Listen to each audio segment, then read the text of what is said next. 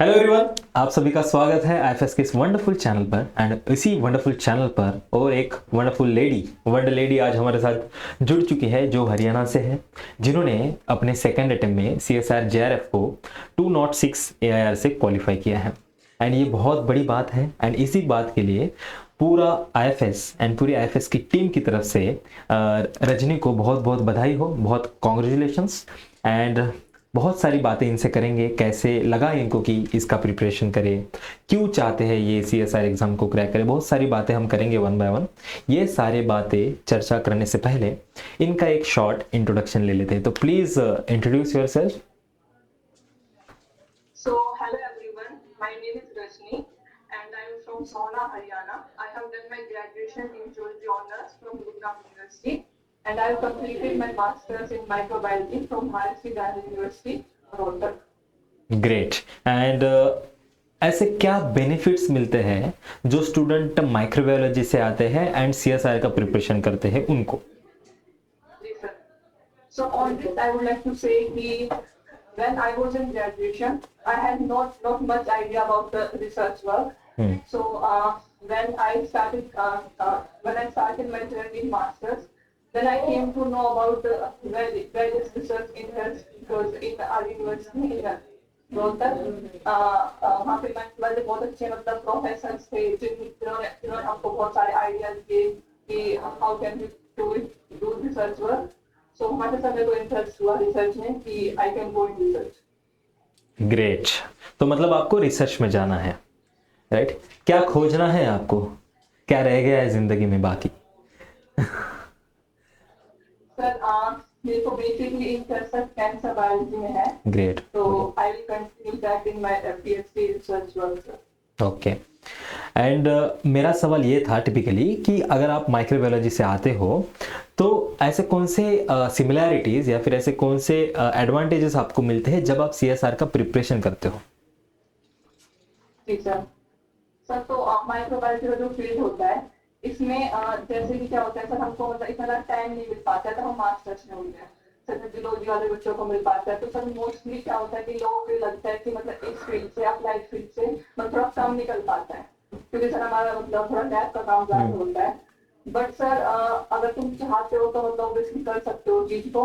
और कुछ सब्जेक्ट्स है जो ओवरलैप कर रहे थे मास्टर्स में, सॉरी नेट के सिलेबस में, जैसे सेल बायोलॉजी होती है, मोल बायो होती है, जैनेटिक्स होती है जो हमने अपनी मास्टर्स में पढ़ी हुई है, तो उधर से उन सब्जेक्ट्स के लिए हेल्प हो जाती है। और सर जो बाकी एडिशनल सब्जेक्ट्स होते हैं उनके लिए ऑब्वियसली मतलब तुम्हें जो तुम्हारे सिलेबस के नहीं होते हैं उनके लिए तुमको अलग से प्रिपेयर करना पड़ता है। जैसे कि सर मेरे पास मेरे को थोड़ी प्लांट फ्यूजन में थोड़ी दिक्कत होती थी लेकिन मेरे पास सर ग्रेजुएशन में भी जियोलॉजी थी और मास्टर्स में माइक्रोबायोलॉजी, बाकी सर दूर दूर तक बॉटनी नहीं था। हाँ, जी सर। तो उसमें आपको चैलेंजेस आते थे वो सब्जेक्ट में, हाँ तो फिर उसको आपने स्किप किया है या फिर बहुत टाइम दिया है उसको पढ़ने के लिए? नहीं सर, मैंने स्किप नहीं करा है। मैंने सर मुझसे जो मेरे को लगता है थोड़ी गलती हुई, मैंने बायोकेमिस्ट्री को स्किप किया था। बाकी मैंने क्योंकि सर एक फोबिया होता है ना कि ये थोड़ा मतलब मेरे को लगता था कि I will not be able to do this. Okay. वो मेरी गलती थी क्योंकि सर बायोकेमिस्ट्री एक मतलब सब्जेक्ट है जो बाकी सब्जेक्ट से इंटरकनेक्टेड होता है, right. so you need to do it. That was a mistake of mine which I realized later. And sir ऐसा भी कुछ नहीं है कि you can't do it. जैसे मैंने एग्जाम देने के बाद मतलब मैंने कुछ ऐसी वीडियोस देखी, तो ऐसे कुछ हार्ड नहीं होता है, बस वो हम अपना माइंड ऐसा क्रिएट कर लेते हैं कि मतलब ये हार्ड है, मतलब ये मेरी जोन का नहीं है कि I will not able to do it. But sir you can do it और वो बेनिफिशियल होगा बाकी सब्जेक्ट्स में अगर तुम उसको करते हो तो, क्योंकि सर मोस्टली बच्चों को लगता है कि मतलब बायोकेमिस्ट्री टफ होता है। Right, exactly. I would suggest कि हाँ जी सर, जो प्रिपेयर करते हैं तो इसको स्किप ना करें, वो चाहता है और मतलब बहुत सारी हेल्प मिलेगी इसमें। Right, exactly. एंड आपने इस अटेम्प्ट में उसको स्किप किया है? हाँ जी सर। हाँ, तो ये आपने बहुत अच्छी बात क्लैरिफाई कर दी, क्योंकि क्या होता है ना, जब आप बोलते हो कि मेरा विदाउट बायोकेमिस्ट्री क्रैक हो गया एग्जाम, बट उसके बाद आपने ये भी बोला है कि इसको स्किप ना करें। बिकॉज अगर लोग क्या करते हैं ना, आपको देख के वो बोलते हैं कि इस मैम ने भी स्किप कर दिया बायोकेमिस्ट्री, हम भी स्किप कर देते हैं, हमारा भी रिजल्ट हो जाता है। बट ऐसे नहीं होता। बायोकेमिस्ट्री एक कोर फंडामेंटल यूनिट है, आप उसको स्किप नहीं कर सकते। Yes, you can skip the some of the part of the biochemistry, but आप पूरा का पूरा बायोकेमिस्ट्री स्किप नहीं कर सकते, राइट? तो ये आपको कब रियलाइज हुआ? एक्चुअली हुआ ऐसा था कि when I started preparing, I was also anxious कि I will be able to do it or not, like I had self doubts. But sir मतलब तभी मेरे को लगा कि ये थोड़ा हार्ड है तो ये मैं नहीं कर पाऊंगी, तो स्किप करते हैं, बाकी उस पर ध्यान देते हैं। और बाकी मैंने 11 मिनट्स करे थे टोटल में, मैंने डाइवर्सिटी और बायोकेमिस्ट्री स्किप कर दिया था। बट सर जैसे हम पढ़ते हैं, जैसे लाइक जैसा क्या होता है कि मतलब 2 दिन में रियलाइज हुई कि जो हम मास्टर्स या ग्रेजुएशन में जब टॉपिक्स पढ़ते हैं जो ओवरलैप कर रहे हैं, तो उनमें क्या होता है जिस हिसाब से हम तब पढ़ते हैं और जब हम एग्जाम की तैयारी करते हैं तो बहुत सारा डिफरेंस हो जाता है। लाइक तो हमारे कॉन्सेप्ट्स जो क्लियर हो जाते हैं, इन डेप्थ में चीजें समझ में आने लग जाती हैं, तो सर वहाँ थोड़ा इंटरेस्ट डेवलप हो गया। लेकिन सर थोड़ी प्रॉब्लम ये होती थी क्योंकि जो बायोकेमिस्ट्री वाला पार्ट जो ओवरलैप करता था मतलब बाकी सब्जेक्ट्स में, तो उसको थोड़ा मतलब उसमें थोड़ी डिफिकल्टी होती थी कि क्या कहना चाह रहा है, फिर क्या है। तो सर मुझे रियलाइज तो हो गया था, बट फिर सर मुझे ये लगा कि अगर अभी जैसे मैं स्टार्ट होगी फिर से, तो मे बी मैं इसे कवर अप ना कर पाऊँ, या फिर इसकी वजह से कि मतलब ये ना हो जाए कि बाकी या फिर अच्छे से ना हो। बट सर तभी मतलब पेपर का टाइम मेरे को हो गया था कि अभी एग्जाम दे देती कितना हुआ है, but I will do the sure biochemistry I have done after giving exam. Great, very interesting and you know there is nothing like you can't do it. Yes, ये बहुत आपने इंपॉर्टेंट बात की है कि आपको प्रिपरेशन करते समय ही पता लग गया था कि बायोकेमिस्ट्री इंपॉर्टेंट है, बट आपने तब नहीं की। ये बहुत स्मार्ट डिसीजन है रजनी आपने जो किया है ना, बिकॉज कब क्या होता है जो आप पढ़ चुके हो एंड जो आप नया कुछ पढ़ने जा रहे हो, इससे पूरा खिचड़ी हो जाता है जब आप एग्जाम के टाइम पे कुछ नया पढ़ लेते हो। ये बहुत स्मार्टली आपने डिसीजन लिया है, बिकॉज आप जो आता है आपको वो भी आप भूल जाओगे जब आप नया कुछ पढ़ोगे, right. And biochemistry is very depth, इसमें बहुत डेप्थ है, ये आपको थोड़ा टाइम देना पड़ता है इस सब्जेक्ट के लिए। तो आपने बहुत स्मार्टली डिसीजन लिया है, बट आपने उसके एग्जाम क्लियर करने के बाद पढ़ लिया है। यस, प्लीज बोलिए। And also sir, I would suggest if anyone is watching me, so like life science वालों को क्या होता है कि we are also afraid of part A. Right. I was also happy with my part B and C in the exam. So sir, part A के लिए I would suggest कि don't be afraid. You can like उसका क्योंकि हम life science है तो उसका level इतना हार्ड होता ही नहीं है। Right, exactly. तो सिर्फ हम अपने माइंड तो हम वो चीजें अपने माइंड में सिर्फ क्रिएट कर लेते हैं। तो उसके लिए you can just practice 1 to 2 hours daily, तो उससे तुम्हारा माइंड भी फ्रेश मत हो जाएगा। लाइक तुम पूरे लाइफ साइंस सब्जेक्ट्स पढ़ने लग रहे हो। तो सर मेरा भी थोड़ा मतलब इसमें मैं तो लाइफ हैंड कर दी कि I was afraid of part A, तो सर मैंने मतलब उसमें और बेटर हो सकता था अगर मैं थोड़ा और टाइम उसको देख लिया फिर ऐसा। तो मेरा पार्ट बी उसकी काफी अच्छा था, पार्ट ए में थोड़ा हुआ। तो आई वुड सजेस्ट कि पार्ट ए बहुत मतलब you can easily do it, like right, you know the thing कि हमें लगता है मैथमेटिक्स होगा, फॉर्मूलाज होंगे, बट वो इतने हार्ड लेवल पे नहीं होते हैं। तो अगर आप इसको करोगे तो यू नो मार्क्स में भी ऑब्वियसली एक बेनिफिट तुम्हें हो जाएगा। राइट, एग्जैक्टली, बिकॉज वही एक पार्ट यही होता है ना जो आपके और आपके रैंक के बीच में एक लिमिटिंग फैक्टर होता है, राइट। एंड आपके केस में क्या हुआ है ना, आपने प्री माइंडेड होके सोची है चीज़ें कुछ जैसे बायोकेमिस्ट्री या फिर पार्ट ए, आपको पहले से लगा कि ये थोड़ा हार्ड होगा, फिर आपको बाद में जाके रियलाइज़ हुआ कि चलो ये हो सकता है मेरे से। तो ये कब हुआ, जब आपने ट्राई किया उसको पढ़ने का, राइट। जब आप दूर से ही सारी चीज़ें देखते हो ना, आपको थोड़ा इम्पॉसिबल सा लगने लगता है, बट जब आप ट्राई करते हो तो जस्ट यस आपके केस में जैसे हुआ रजनी, आपको बहुत इजी लगने लगा है बायोकेमिस्ट्री। यार अगर आप और ज़्यादा देर तक उसको पढ़ोगे ना तो आपका फेवरेट भी बन जाएगा, ये इसकी मैं गारंटी देता हूँ, right. Very interesting and also biochemistry के जो कॉन्सेप्ट्स होते हैं तुम्हारी रिसर्च में ऑब्वियसली बहुत हेल्पफुल होते हैं। एग्जैक्टली, एक्सपेरिमेंट परफॉर्म करोगे तो you need to do that part. Right, very right, बहुत वैलिड पॉइंट है ये कि आपने अपनी गलती को पहचाना है कि कहाँ पे मैं लैग बिहाइंड कर रही थी, मेरा पार्ट ए वीक था, आपने फिर भी उसको जितना हो सके उतना ट्राई किया। एंड पार्ट ए की मैं बात करूँ ना, बहुत सारे क्वेश्चन आपके सिंपल लॉजिक से सॉल्व हो जाते हैं विदाउट एनी प्रैक्टिस, राइट। तो इसको स्किप नहीं करना है, राइट। हाँ, ये just like yes please continue, बोलिए। हमने वो चीज एज्यूम कर लेते हैं कि हाँ, right, but it is not, it's very easy. I'm saying like I've done it and I've tried and seen certain things, so it's very easy, genuinely it's very easy. Exactly because हाँ yes, जब आप masters में थे आपको लग रहा था कि CSR बहुत हार्ड है, पहले अटेम्प्ट में आपका नहीं हुआ, आपको लग रहा था कि बहुत हार्ड है, बट जब आप उसको डेडिकेटेडली पढ़ने लगे तो आपको लगा यार मैं तो निकाल सकती हूँ एग्जाम, और आपने प्रूव करके दिखाया है, राइट। तो एक बहुत बड़ा लाइफ लेसन है, किसी भी चीज़ को अगर आपको जज करना है तो पहले उसको ट्राई करो, है ना, दूर से हम उसको एज्यूम नहीं कर सकते। एग्जैक्टली। एंड पहले अटेम्प्ट से आपने क्या सीखा है इस एग्जाम में? In masters or second? Yes, yes. You said that you gave the first attempt in your masters, right? In my masters, yes sir.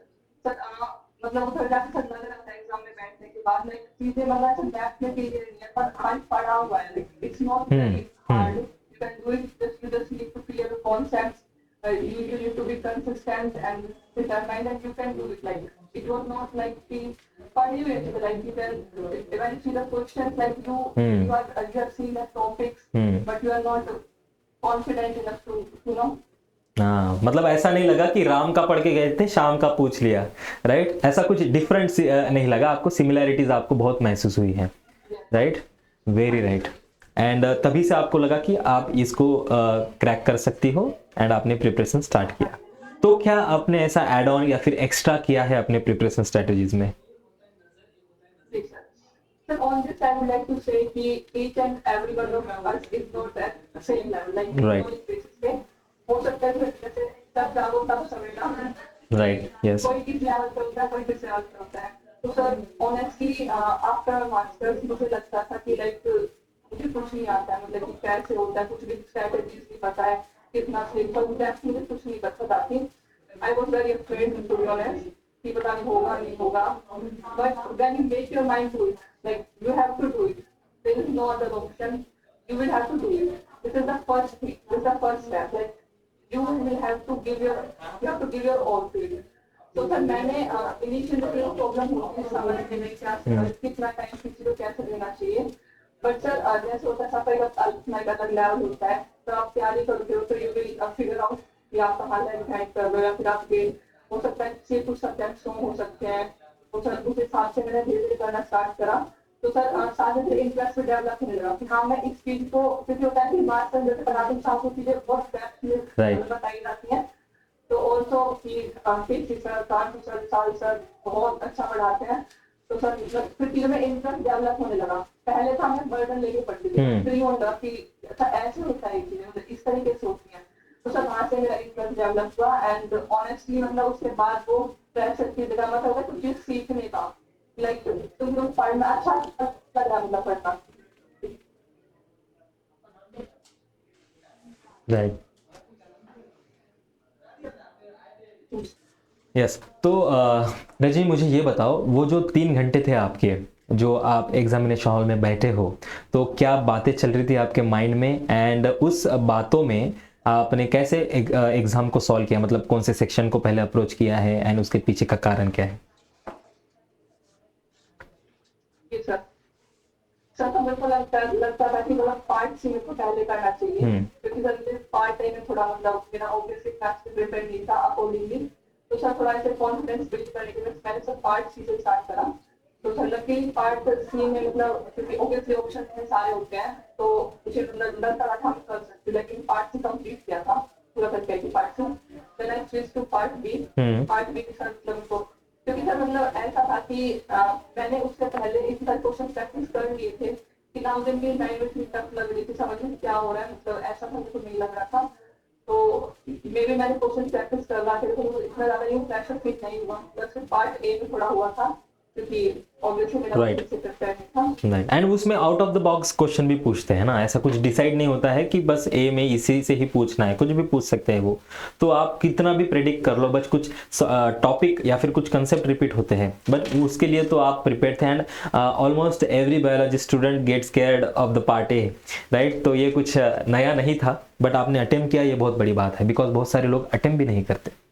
And आपने कहा आपको फैमिलियर लग रहे थे क्वेश्चन, राइट? तो ये सब नतीजा है आपके क्वेश्चन प्रैक्टिस का, आपके रिवीजन का, तभी आपको ये चीज़ें नई नई नहीं नज़र आती कि एग्जाम में जाके बैठ रहे हो और बोल रहे हो कि ये सब कि मैं क्या देख रहा हूँ, ये सब क्या, कौन से क्वेश्चन आ रहे हैं, ये सब आपको तब देखने को मिलता है जब आपकी रिवीजन कम है या फिर आप PYQs नहीं कर रहे हो। बट ये सारी बातें आपके साथ नहीं हुई बिकॉज आपने बहुत अच्छे तरीके से PYQs किया, राइट? एंड क्या सोचा है आगे क्या करना है? हाँ यस, बोलिए प्लीज, बोलिए। कल तो मैंने अपनी तैयारी मतलब सर मेरे को प्रॉपर नोट्स बनाया थे, तो मैंने प्रिपेयर करे थे, सर देखो क्योंकि नोट्स में का टाइम कंज्यूम हमारा होता है क्योंकि तुम्हारा प्रॉपर ध्यान क्लास में नहीं दे पाते हो तो पूरा प्रॉपरली चीजें क्लास नहीं कर पाते हो तो सर तो ये था कि मतलब मैंने एक बार नोट्स कंप्लीट करने के बाद जब नोट्स कंप्लीटली मतलब बन चुके थे then I used to see the videos only like हाँ put the earphone हाँ हाँ हाँ and then I used to listen to them like I have seen videos at least 2 to 3 times all the lectures all the units I've seen great great, ये बहुत फायदेमंद होता है। Yes yeah when you listen to them your concepts get more clear so yeah nice. And हर बार जब आप पढ़ते हो ना, हर बार आपको कुछ नया समझ में आता है। यस एग्जैक्टली, बस आपने नोट्स बना लिए, नोट्स आपके सामने रखो, वीडियो चालू रखो एंड देखते जाओ। यस, ये एक फास्ट मोड ऑफ रिवीजन है। सबको विजुअली समझ में आता है, बहुत लोगों को देख के, बहुत लोगों को सुन के, बहुत लोगों को पढ़ के, सबका अलग अलग टाइप ऑफ रिवीजन होता है। तो आपको देख के ज़्यादा समझ में आता था, राइट? ग्रेट, बहुत बढ़िया। एंड क्या सोचा है आपने, आगे क्या करना है? सर ऑब्वियसली सर मैं रिसर्च ही करना चाहती हूँ कि इतना अच्छा लाइक सर मेरी जर्नी आईएफ से स्टार्ट हुई है and there is much more progress to be made for sure and yes sir मतलब मेरा बेसिकली इंटरेस्ट मेरा कैंसर बायोलॉजी में है तो I continue with that. Great, बहुत बढ़िया। एंड कुछ नोट्स की बातें कर लेते हैं ना, कैसे बनाते थे नोट्स आप? जैसे वो टिपिकल गर्ल्स होती है, 4-5 पेन लेके कलरफुल वाइब्रेंट्स नोट्स बनाते थे, या फिर हम लड़कों जैसे ब्लैक एंड वाइट पेन लेके, आप ब्लैक एंड ब्लू पेन लेके आप नोट्स बनाते थे? सर मैं हाईलाइट सिर्फ ब्लैक और ब्लू पेन यूज करती थी but when I used to revise I used to use highlight.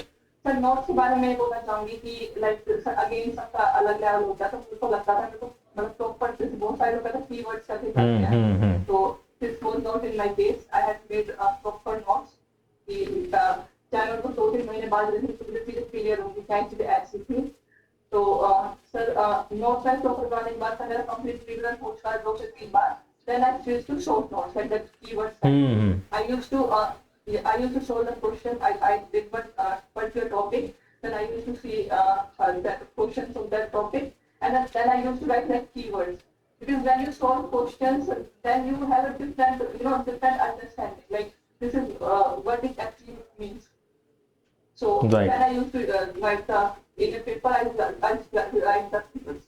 Great great, बहुत बहुत मतलब माइन्यूट तरीके से आपने इसको प्रिपेयर किया। पहले शॉर्ट नोट्स, पहले नोट्स बनाओ, उसको पढ़ो, अगर आप उस नोट से यूज टू हो गए फिर शॉर्ट नोट्स बनाओ, शॉर्ट नोट्स में कीवर्ड्स लिखो एंड कीवर्ड्स भी ऐसे लिखो जो आपको पहले से भूल जा रहे हो आप, जो ज़्यादा आपको याद रखना है वो शॉर्ट नोट्स में लिखने की क्या ज़रूरत है ना? जो आप ज़्यादा भूल रहे हो वो उसको शॉर्ट नोट्स में लिखो एंड वो पढ़ो। बहुत बहुत मतलब टैक्टिक्स से आपने इस एग्ज़ाम को क्रैक किया है एंड आई होप रिसर्च में भी आप ऐसे ही टैक्टिक्स, ऐसे ही स्ट्रैटेजीज इस्तेमाल करो एंड आपने पेशेंस सीखा है इस एग्ज़ाम से कि फर्स्ट टाइम रिजल्ट नहीं आता, सेकंड टाइम रिजल्ट नहीं आता, बट एक दिन तो आएगा एंड वो पॉजिटिव आएगा, राइट? वैसे ही आपको रिसर्च में एक काम आएगा, बिकॉज ऐसा नहीं है कि आपके पहले ही अटेम्प्ट में आपका रिजल्ट आ जाए, रिसर्च में पहले सेकंड अटेम्प्ट में आ जाए, बट किसी ना किसी अटेम्प्ट में तो एक रिजल्ट आएगा। या आपने बहुत पॉजिटिवली सीखा है।